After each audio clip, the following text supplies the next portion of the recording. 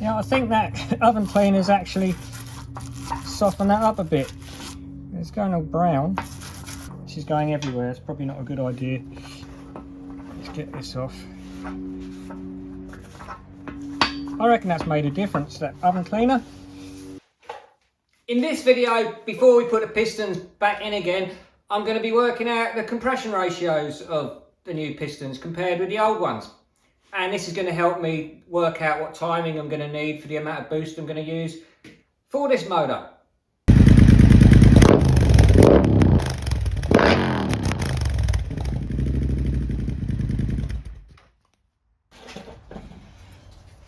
Right, so here I've got one of the old pistons, and what I'm going to do is I'm going to measure this cavity inside the piston, and I'm going to measure this cavity on the new piston, and I'm going to compare them to see where the difference in compression ratio is, because it doesn't look like it's on the pin. They look like they're in the same place, but we're going to measure that when that goes back in the engine.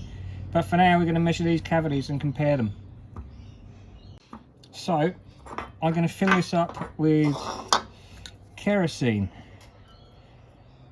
This isn't the proper way of doing this, but the proper way is to actually put a piece of glass over the top of it, plexiglass or something clear with a little hole in it, and then fill it up like that so you can see it's totally full and totally level with the top.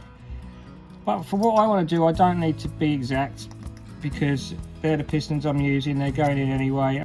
The proper thing to fill it up with is, I think it's called a burette. It's like a long glass tube, and it measures exactly how much has gone out of it. But they're actually really expensive, and I don't really need to be doing this, so I'm certainly not going to fork out money for it. So that there is roughly filled that right up. It's not quite level, so but I'm going to use the same method for the other one, so it should be about right. So now I'm going to get that into this little bottle here. This is going to be tedious.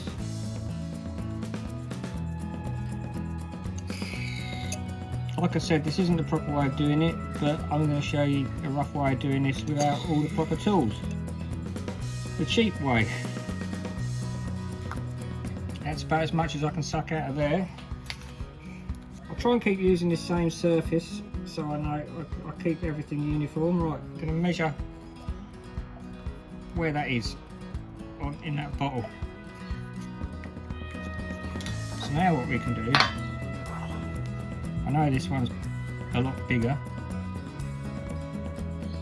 we can tip that in.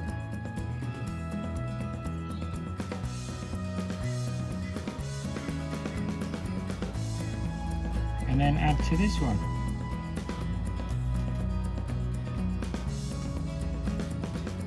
See, it's taking a bit more. I'd say that it's about the same level of fullness as the other one. So now it's just a case of now transferring this into that little bottle. As you can see, that's higher, so we're going to put a mark on there as well.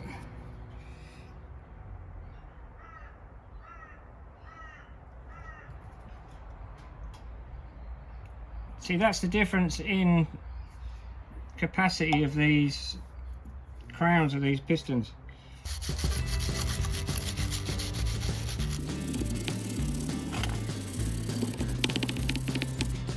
And I'm now going to do this. I've cleaned this up a little bit. It's not perfectly clean, but like I said, this is only a rough guess. I've got the spark plug in, and we're going to fill this chamber up. Well, it's not as big as I thought. It'd be a lot bigger than that. Problem is now I need to get the cylinder head level. I think we can do that.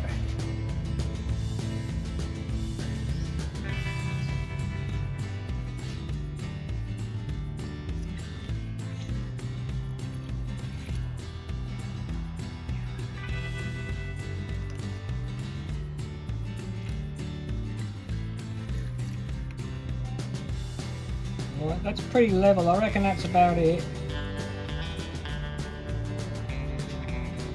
So it should be sealed off with a piece of glass, but even so, it's still not that much more accurate, I don't reckon. I reckon that's pretty spot on. So now we'll suck all that out of there and stick that in the bottle. This is also a good way to make sure that your valves are actually seating and they're not leaking. Because if your valves are leaking, that fluid's going to dribble away pretty quick. Right, and that's how much fluid is in the cylinder head. So what we're going to do is we're going to measure all them amounts and then we can work out the compression ratios. I haven't emptied the spark plug out, but then it's sucked up a load of carbon as well, so it's going to make things a little bit different. What I'm going to do now is I'm going to work out how much fluid is in this bottle at them various levels, because they're the various capacities of what we're measuring. That's my original piston, that's a low compression piston, and that is the cylinder head combustion chamber. So I don't need this fluid, I'm going to tip that out. So what we need to do is we need to find out the radius of the circle for our measurement, and we need to figure out the height of them. So it's pretty easy. I'll just measure the bottom of that and divide it by 2 to get our radius. There's a little curved bottom on which is going to screw our measurement up a bit, but like I keep saying, it's only rough. So that's 34 mil.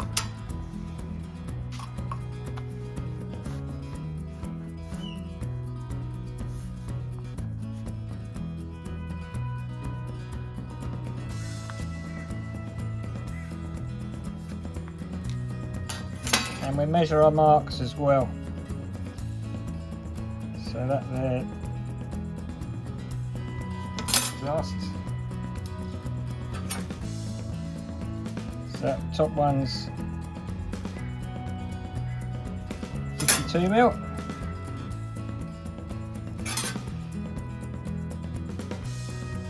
That's 29 mil.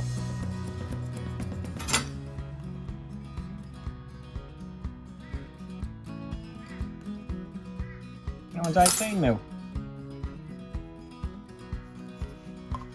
So we should have everything we need there to work out the capacities of the bits and pieces.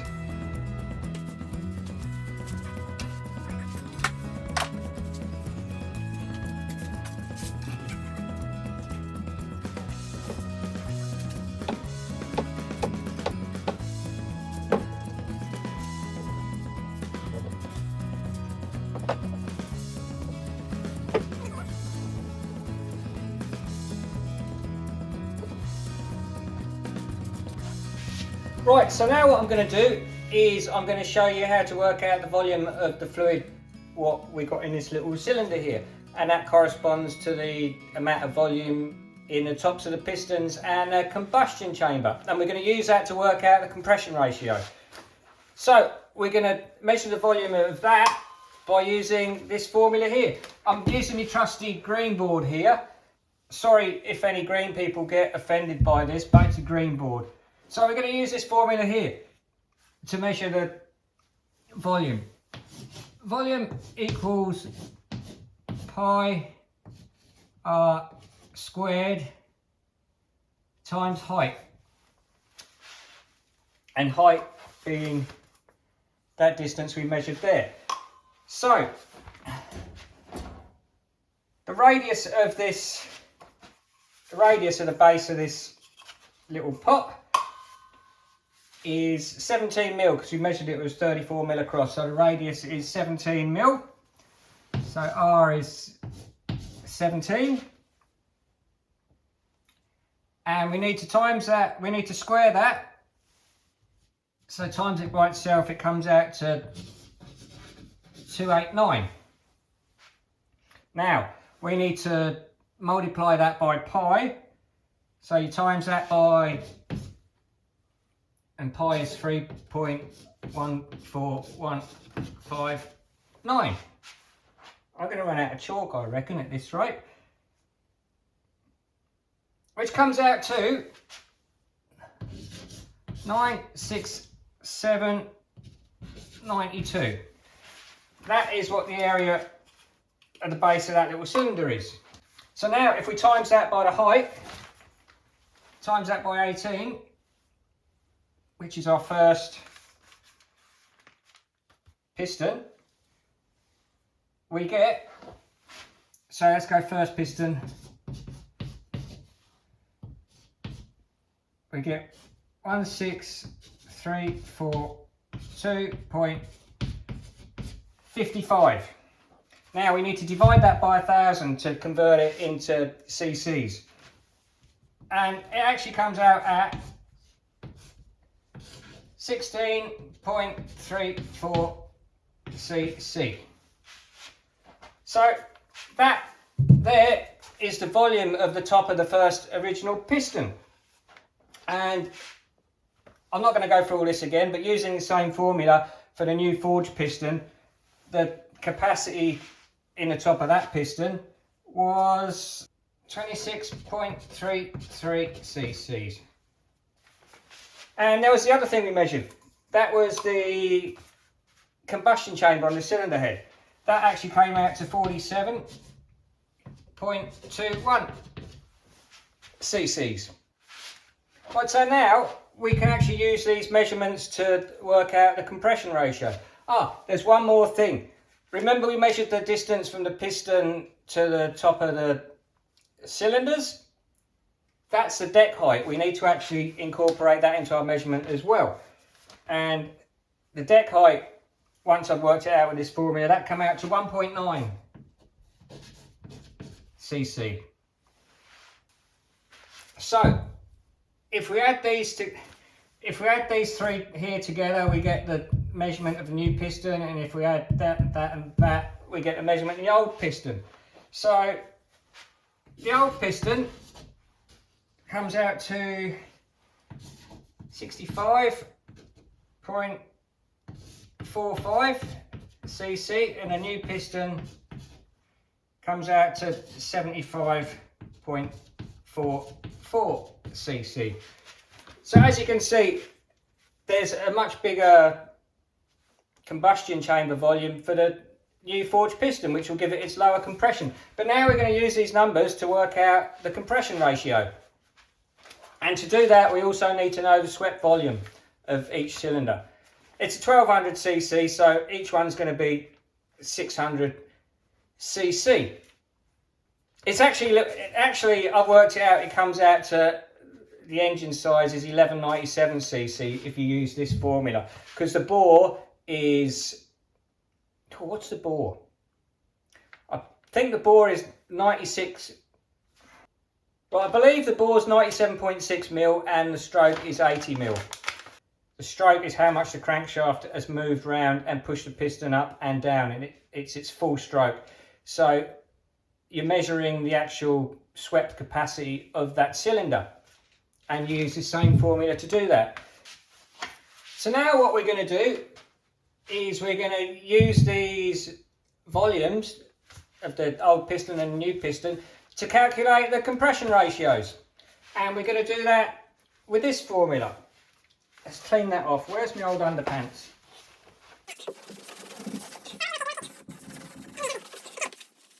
So, to measure the compression ratio, we need the swept volume plus the combustion chamber volume divided by the combustion chamber volume. Each cylinder is 598.52 cc's. So that's the swept volume. So swept volume plus the combustion chamber volume divided by the combustion chamber volume gives us our compression ratio. So using this formula,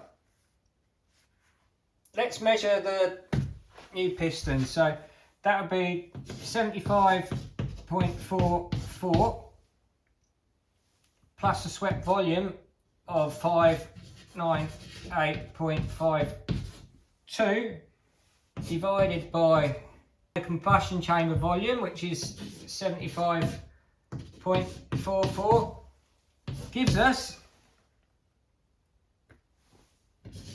8.93. So that's our compression ratio, 8.93 to 1. That's the compression ratio of the new pistons. And the old pistons worked out to 10.14 to 1. Which is pretty close to the mark, because if you have a look at the specs of the bobber motor, it tells you it's 10 to 1 compression. So this is roughly what I'd expect, so about 9 to 1 compression and 10 to 1 compression. And the motor what's in the bike at the moment is the Thruxton motor, the speed twin motor, which is 11 to 1 compression, which is a little bit too high for the supercharger, which is why I think I've broke it. But we are going to run it at the drag strip and see what happens. I've got the timing sort of wound back. So the original bobber engine now built with the low compression forged pistons has got 9 to 1 compression roughly. That's going to allow us to run a lot more timing, which is where the power comes from, and we're going to be able to get a lot more volume of oxygen into the motor, so it's going to produce more power. And we're going to do that by putting a smaller 80mm pulley on to give us 15 psi of boost. So that's where we're at with that. I have rounded these numbers off in a calculation, so if you're one of these anoraks who goes through all my calculations and works them out for me again, it's not going to be spot on, and I'll probably have made mistakes, but you get the idea of what's going on. In the next video I'm going to be putting the pistons back in, but before I do that, well, I've got to gap the rings. Because it's going to be under boost, the cylinder temperatures are going to be much higher, so they're going to expand a little more. And generally with boosted applications, because of this, the piston ring gaps need to be a little bit bigger, otherwise the piston rings don't close up enough with the higher temperatures when things expand, and they can cause a lot more pressure on the cylinder walls, and in extreme cases actually break the pistons and blow the engine up, and we don't want that. So like this video, if you haven't subscribed, subscribe and comment. I'll get back to you. And if you want to get in touch with me, then the link to all my links is down below, and you can see all the other stuff I do there as well. So stay healthy, drink plenty of water, and have a great day.